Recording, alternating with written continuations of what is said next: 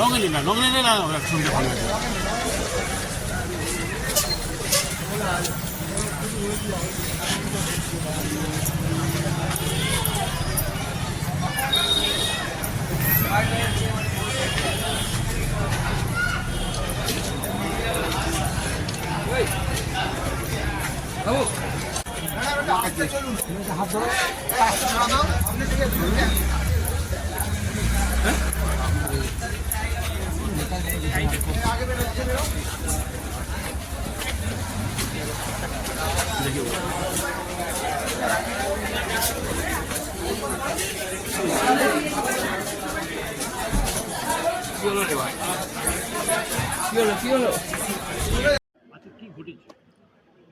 আজকে দুজনকে ফাঁসির সাজা দিয়েছে।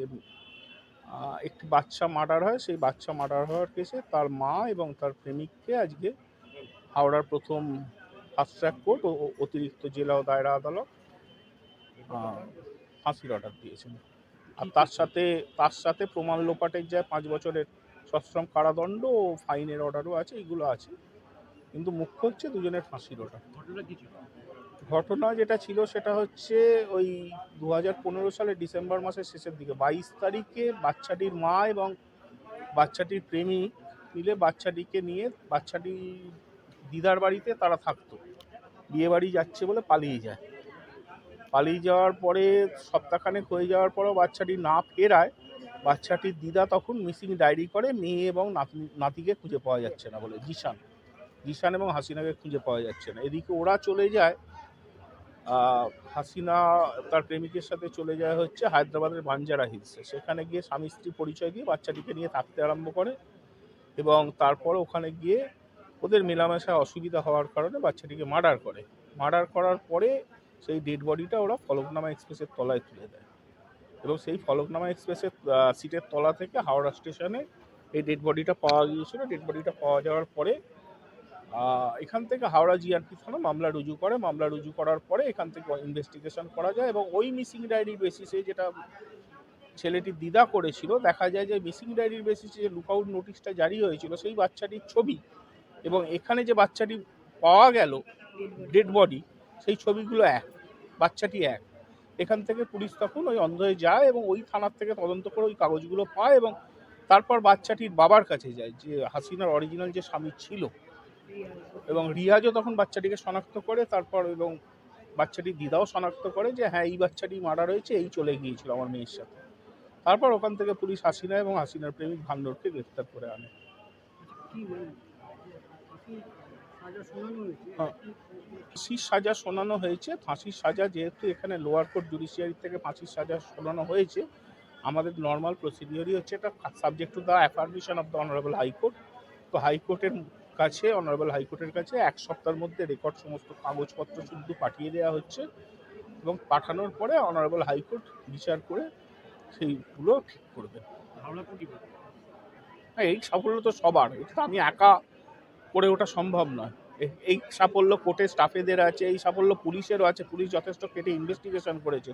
শ্রী স্বপন দাস আইও, তার হার্ট অপারেশন হওয়ার পরেও সাক্ষীরা যখন এখান থেকে আসছিল নামতে পারছিলাম না, ওয়ারেন্ট এক্সিকিউট করে সাক্ষীদের এই তেলেঙ্গানা থেকে হায়দ্রাবাদ থেকে যে ধরে এনেছে সেটা তো ওনারও সাফল্য এবং উনি এত ভালো ইনভেস্টিগেশন করেছিলেন। টোটাল এই মামলায় 15 জন সাক্ষ্য দিয়েছে। স্মরণকালীর মধ্যে খেয়াল পড়ছে না, কারণ আমি শুনেছি হয়তো হয়ে থাকলেও 90-এর দশকে হয়ে থাকতে পারে, সেটা শিওর নয়।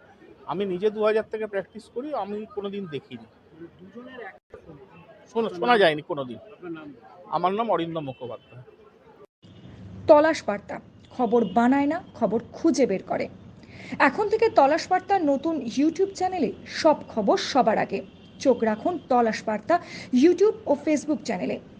সাবস্ক্রাইব করুন তলাশ বার্তা ইউটিউব চ্যানেলটিকে।